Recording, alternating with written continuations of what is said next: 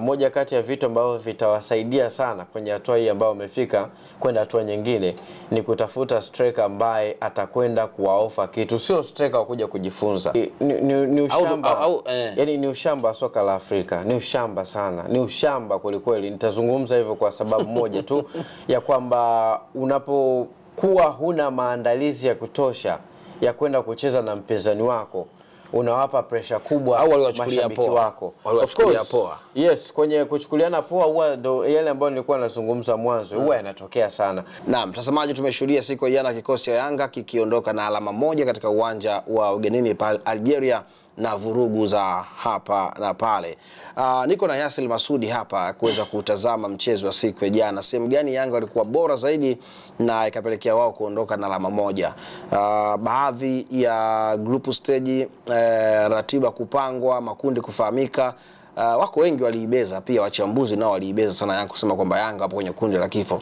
Hawajakwenda tu robo final, lakini at least wameanza kuonekana kwamba wanaweza wana kila dalili ya kwenda katika hatua robo final, endapo wataweza kuchanga kata zao vizuri zaidi. Yasin Masudi, kwa vizuri ndugu yangu? Nashukuru Mungu. Mambo yanaenda? Yako vizuri kabisa. Ni miongoni mwa watu ambao mlikuwa mnawabeza Yanga kutokana na grupu lake, mkasema grupu la kifo. Hichi ambacho anakifanya Yanga ni kama anawaibisha wachambuzi. Yaani moja kati ya vitu ambavyo naamini kwenye uchambuzi ndio hautakiwi kuweza kumbezi au kumwekea mtu matumaini au kuondoa matumaini bila kuona kile kitu ambacho kitatokea ndani ya uwanja. Ndio. Na ukiona mara nyingi watu wamekuwa na perception zao, yani in reality kwamba ule ukweli hawauzungumzi, wanaongea maneno tu kutoka vinywani vyao, hauwezi kumuita ni mchambuzi bora, kwa sababu hawa ambao walikuwa wanatoa perception tofauti ya kundi la Yanga, au unaweza kusema wachambuzi uchwala. Of course, ili uwe mchambuzi hautakiwi kukichambua kitu kwa kuegemea upande mmoja au kuacha. Lakini pia kuna vitu ambavyo watu labda walikuwa wameviangalia, vinaweza vikawa ni kwa upande wao vinawapa hope ya kuamini kwamba Yanga yeye kwenye kundi lake ndo anakuwa underdog, kutokana labda na inawezekana ile tunasema quality walioionyesha ya kucheza tangia kwenye ligi wanapoanza, kubadilisha pia kwa makocha. Inawezekana kuna vitu vingi watu walikuwa wanahisi kwamba Yanga anaweza asifanye vizuri kutokana na kile kiwango ambacho alikionyesha mwanzoni kwenye ligi. Lakini unapokwenda kwenye mashindano yoyote, mshindani yoyote ambaye unakutana naye, haupaswi kumwangalia kwa jicho la kusema kwamba unamdharau. Lazima upime kiwango unachocheza na Al Ahly ndio kiwango ambacho unatakiwa kupima kwa mpinzani ambaye unakwenda kucheza naye, kwa sababu mpaka kuingia kwenye mashindano ya klabu bingwa it means kwamba hakubahatisha, alifanya kazi kubwa kwenye ligi yake, ndio maana amepewa tiketi ya kufanya nini, ya kushiriki michuano hiyo mikubwa. Kwa hiyo yoyote unayekwenda kukutana naye, lazima akili yako kwanza ikae vizuri, useme yes, huyu ni kama Al Ahly. Hata kama ucheze na Al Ahly, lakini huyu unayecheza naye ni Al Ahly. Kwa sababu gani? Ukishaweka nembo hiyo, hautoweza kwenda kumdharau, hautoweza kwenda kucheza kwa kiwango cha chini, hautoweza kwenda kucheza bila nidhamu. Kwa sababu unapokwenda kushusha nidhamu kwenye linkage yote ya mtu unayekutana naye, ndiko ambako unaenda kupoteza, kwa sababu utakiwi kumgawanya mpinzani wako kutokana na class labda kwa sababu labda nakutana na timu ya Farabati kwenye historia labda ya klabu bingwa kwa miaka hivi karibuni ameshuka. Mpe vile ambavyo anatakiwa kupewa heshima yake, nenda kamuonesha upinzani naye akuonesha upinzani, matokeo unayapata vizuri. Lakini uliona wale ambao walikuwa wanaibeza Yanga wachambuzi, na mwenyewe ulikuwa unawaona? Of course nilikuwa nawaona, lakini nilikuwa na mitazamo tofauti na wao, kwa sababu nilikuwa najaribu hata pia kushare idea nao, nikiwaambia kwamba kama tunajaribu kubeza uwepo wa Yanga kwenye grupu lile, nikatolea mfano nikawaambia, unakumbuka Stellenbosch kwenye ligi yao ya Afrika Kusini ni miongoni mwa timu ambayo ilikuwa haifanyi vizuri, lakini pia ni miongoni mwa timu ambayo imefika hatua ya robo finali kwenye mashindano makubwa ya kombe la shirikisho. Na ukiangalia Stellenbosch kwenye historia yake hakuwahi kufanya hivyo kwenye kombe la shirikisho, lakini kwa mara ya kwanza amekwenda kugepa kwenye hatua ya robo finali, na sasa hivi anaendelea bado kuonesha nini ambacho yuko nacho. Kwa hiyo utakiwi kwenda kumwangalia mtu labda kwa kusema kwamba ndo mara yake ya kwanza au alikuwa anafanya sasa hivi karibuni, miaka ya karibuni yamepotea. Hapana, unatakiwa kumpa heshima yake, kwa sababu hujui mwalimu wake atakuja na game plan gani kwenye mchezo huo, na hujui wao wana wachezaji gani ambao ni hatari wanaweza wakakuadhibu kwenye mchezo huo. Kwa nafikiri matokeo yanakuja kutokana na wewe, maandalizi yako, na sio kumbeza mpinzani wako. Sawa, mtazamaji wa Kalunduka Online TV, tuko hapa na Yassil Masudi tukiendelea kuchakata mchezo wa siku ya jana ambapo walikutana Yanga walikutana na JS Kabylie pale nchini Algeria na Yanga kuondoka na alama moja. Baada ya dakika 90 kutamatika, Yanga anaondoka na alama moja, anakwenda kuongoza kwenye kundi lake akiwa na alama 4. Lakini kile Pedro alichokifanya pale nchini Algeria ndicho ambacho kama bado kimekuwa gumzo kwa baadhi ya mashabiki wa Simba. Tunaona kama wana regret kwamba Yanga anacheza vizuri, si nyumbani si ugenini katika michuano ya kimataifa.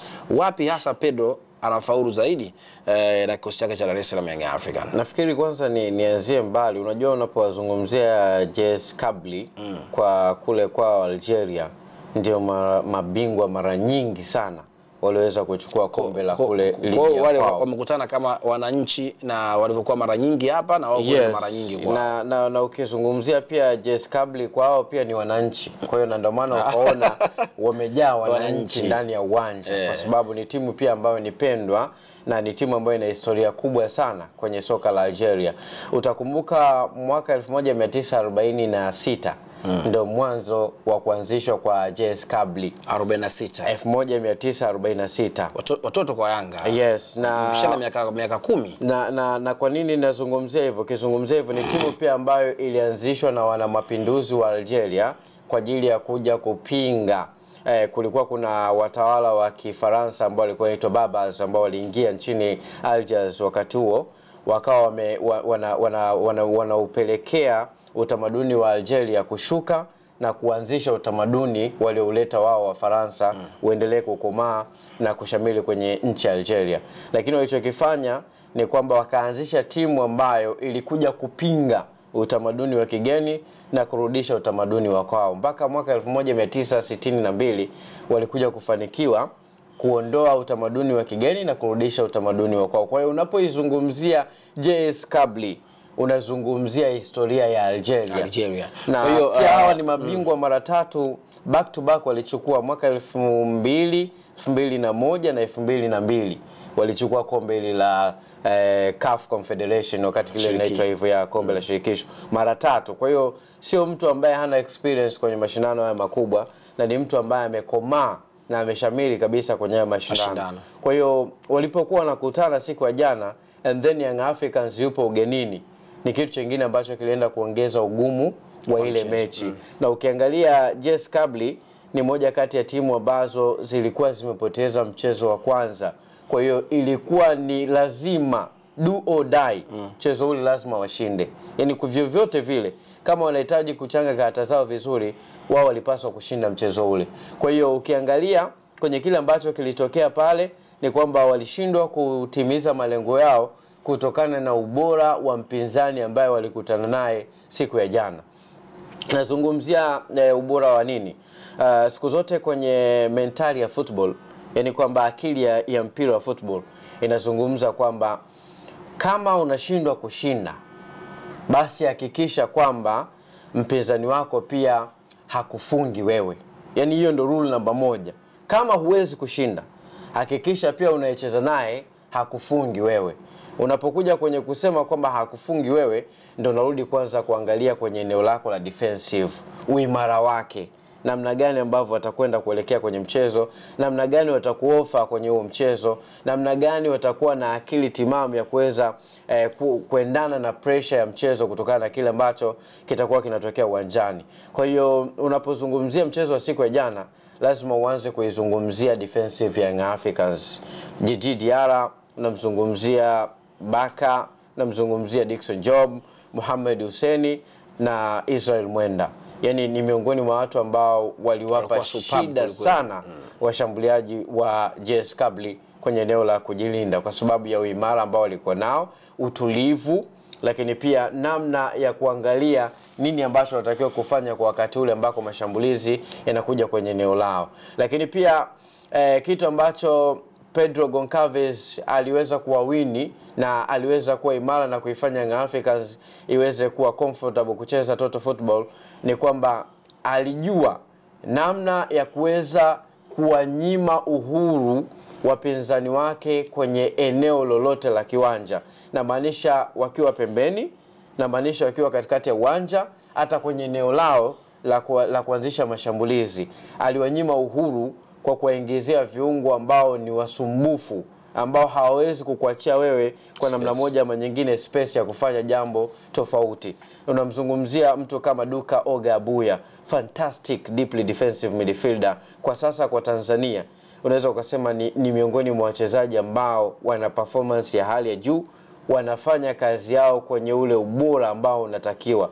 Unakuja mbele unamwangalia mtu kama Mudathir Yahya Abbas. Niliwahi kuzungumza na nitaendelea kuzungumza, miongoni mwa watu ambao unaweza wakawataja wao ndo Yanga ni Mudathir Yahya Abbas. Kuna watu walisema bwana Yasir anazungumza kwa sababu mboi yule. Inazungumza yes, hiyo imekuwa inatokana kwamba mtu ukizungumza mtu anaweza kusema kwamba nazungumza kwa sababu ni mwenzangu. Hapana, sizungumzi kwenye nazungumzia kile ambacho anakiperform uwanjani. Hapa nazungumzia mpira. Yaani simzungumzii huo ndugu ambao mimi na yeye tunatokea sehemu moja, huo haupo kabisa. Kama anakosea lazima umpasue. Of course, na kuna mechi mbona huwa anacheza vibaya na anatoka na nasema kwa sababu gani? Nataka kile ambacho mimi nazungumzia mpira, sizungumzia na kwa hapo alivyocheza mechi hizi mimi naambiwa pale anaumwa. Yes, na bado hayupo kwenye ile tunasema 100% ya form ambayo yuko nayo kila siku uwanjani. Mudathir Yahya basi kazi yake kubwa akiwa na Duka Oga Abuya ni kuhakikisha kwamba Young Africans inakuwa salama kwenye kujilinda, lakini pia salama kwenye kuanza kutoa mashambulizi kutoka katikati kuelekea mbele. Na moja kati ya kitu ambacho anakifurahia sana Pedro Goncalves ni ile energy ya kutosha ambayo inapatikana kwa hao viungo wake wakati wawili, kwa sababu ni viungo ambao wanafahamiana vizuri. Na msimu uliopita utaangalia wakati ambako Khalid Aucho walikuwa patikani, muda pamoja na Duka Oga Abuya walikuwa wanacheza pamoja. Ni watu ambao wanaifahamu falsafa ya Yanga inataka nini kwenye eneo la katikati. Na unapomzungumzia Duka Oga Abuya, anaweza akacheza dakika 120 100%, na usione kwamba ni mmoja kati ya watu ambao wamechoka kwenye eneo la katikati. Kwa sababu gani? Akipata mtu ambaye anakuja kumsaidia majukumu ambayo yeye anayahitaji kwa muda ule, anakuwa ni mtu ambaye anaweza kukupa chochote ambacho unakitaka. Kwa nini nazungumza hivyo? Kuna wakati utamkuta Mudathir Yahya Abbas amerudi kwenye eneo la deeply defensive midfielder, Duka Oga Abuya anacheza free roll, anatangulia mbele kwenda kuongeza kasi ya ushambuliaji mbele. Kwa hiyo ukija kuangalia utofauti unaopatikana kati ya Mohamed Dumbia akiwa anacheza kwenye eneo la katikati na Mudathir Yahya Abbas, Dumbia ni mzuri sana kwenye kuhakikisha kwamba timu inashambulia, lakini pale timu ambako inageuziwa kibao cha kuja kushambuliwa, Dumbia sio miongoni mwa wachezaji ambao wanaweza kukofa kitu kingine cha ziada. Au ndio sababu pia Pedro kutompa nafasi. Of course, na utaangalia hata dakika ambazo aliingia kwenye mchezo wa jana, kuna wakati uliona Young Africans ilishake baada ya muda kutoka. Kwa nini? Kwa sababu wale Jess Kabli walikuwa tayari wamekwisha pata nguvu ya kuamini kwamba kuna kitu cha ziada kimepungua kwa mpinzani wetu against na mwanzo ambavyo tulianza kucheza nao.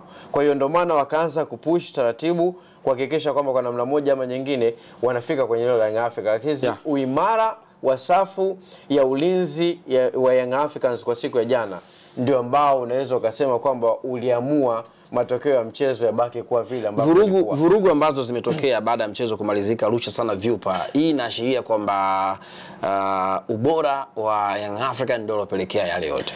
Nafikiri ni ushamba yani ni ushamba soka la Afrika, ni ushamba sana, ni ushamba kweli. Nitazungumza hivyo kwa sababu moja tu ya kwamba unapokuwa huna maandalizi ya kutosha ya kwenda kucheza na mpinzani wako, unawapa pressure kubwa au waliwachukulia wako. Waliwachukulia poa. Yes, kwenye kuchukuliana poa huwa ndo yale ambayo nilikuwa nazungumza mwanzo, huwa yanatokea sana. Yaani ninachokizungumza kwa mashabiki ni moja kati ya vitu ambavyo havipaswi kwenda kufanyika uwanjani wakati ambako unakwenda kushabikia mpira. Mpira ni mchezo wa wazi, mpira pia ni upendo. unajenga undugu, unajenga maarifa, watu wanabadilishana mawazo wakiwa uwanjani. Lakini ukienda kufanya mpira ukawe ni sehemu ya kwenda kuharibu furaha za watu au enjoyment ya watu wakiwa uwanjani, wewe utakuwa ni mtu ambaye sio wa football. Yani utakuwa umelazimishwa kwenda kuipenda football. Mshabiki wa mpira wa miguu anapaswa kufahamu mpira na matokeo matatu. Unaweza ukashinda, unaweza ukadraw, unaweza ukafungwa. Wewe kama shabiki kweli kindakidaki wa mpira, hauwezi kuchukua perception ya kwamba nimefungwa nianzishe labda vurugu. Umewahi kujiuliza kwamba nawe ukitoka kwenye nchi yako ukaenda kwenye nchi yao, wao wakakufanyia vile, hivi na wewe unajisikiaje labda ukifanywa vile ugenini? Kwa hiyo nafikiri kuna namna tunatakiwa tubadilike. Mashabiki wa soka la Afrika hatupaswi kuendeshwa na mihemko. Tunapaswa kuzuia miamko yetu na tunapaswa kuangalia nini ambacho kimetupeleka uwanjani. Kama tumepelekwa kuangalia mpira, tuangalie dakika 90. Na hapa naweza nikatolea mfano mzuri hata visiwani Zanzibar, kwenye uwanja wa New Amaan Complex. Mara nyingi sana utakuta hata mashabiki wa Yanga na Simba wanakaa pamoja. Vile ndo mpira ambavyo unatakiwa. Ukifungwa unamzomea mwenzako dakika 2, mnaendelea kufurahi. Yani ndio inavyotakikana kwenye football. Yani mpira sio wadui. Kwa mfano kama mtu kutoka labda Wydad amekuja Tanzania, anapata rafiki kutoka visiwani Zanzibar au kupata rafiki kutoka Tanzania, inaongeza encourage kwamba yes, kwamba sisi wote ni wa Afrika, tunachotofautiana tu ni mataifa ambayo tunatokea. Kwa hiyo tunaweza tukashare ideas mbalimbali, tunaweza tukasaidiana kwenye maisha, na ndio maana football imebadilisha sana maisha ya watu wengine. Nimewahi kusikia miongoni mwa wachambuzi wengine ambao ni wakubwa wanapatikana hapa Tanzania, nakwambia kwamba Chama anatokea Zambia, sio Mtanzania, si ndivyo? Lakini urafiki ambao alikuwa nao yeye na Clatous Chota Chama ndio ulimfanya mpaka leo anajivunia sehemu ambako yupo kwa sasa, hela ambazo anazimiliki. Kwa nini? Chama amekutana naye wapi? Amekutana naye mtaani. Ndio. Amekutana naye kwenye football. Si ndivyo? Kwa hiyo football inaweza kubadilisha maisha ya watu kama tutaitumia vile ambavyo inatupeleka uwanjani. Lakini pia ni moja kati ya vitu ambavyo watu wanapaswa kuvifahamu kuhusiana na kwenye eneo la Young Africans la ushambuliaji. Moja kati ya vitu ambavyo nimeviona ni kutokuwa na ule utulivu, lakini pia uduni na ubora wa maarifa ambayo wamekuwa nayo madogo wale mastreka wa Young Africans ambao wamebaki kwenye eneo la mbele. Nazungumzia mtu kama Celestine Ekua.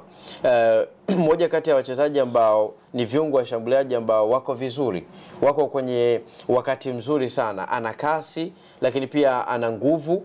Kitu cha mwisho ambacho nimekiona ni kwenye ile tunasema final finisher, yani eneo la sasa kutoa yale maamuzi ya mwisho, kuhakikisha kwamba anaisaidia timu kupata matokeo, ndio imekuwa ni shida. Kwa hiyo kuna wakati ambako Prince Dube anarudi kwenye mchezo lakini bado hajarudi kwenye ile hali ya moja kwa moja. Young Africans wanapaswa kuingia sokoni kutafuta central striker. Lakini inasemekana kwamba kuna striker wa Stade Malien, Yanga wanamuinda. Nafikiri pia nilizipata hizo taarifa, lakini nikawa nasubiri kuona nini ambacho kitatokea.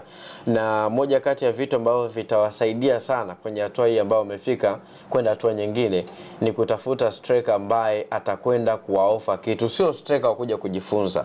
Yani unapokuwa una striker lakini kuna kipindi ambacho anakipitia cha mapito ambacho kwenye history pia wanakiita renaissance, kwamba kipindi cha mpito ndio ambacho anakipitia Prince Dube, kwamba kuna nyakati hayuko vizuri, kuna nyakati anarudi, lakini pia anahitaji sana mashabiki waendelee kumpa imani, viongozi wake waendelee kumpa exposure, kuamini kwamba kuna siku atarudi kwenye ule ubora ambao yuko nayo. Kwa hiyo Young Africans wanapaswa kwenda kutafuta striker aliyekamilika, sio kujifunza.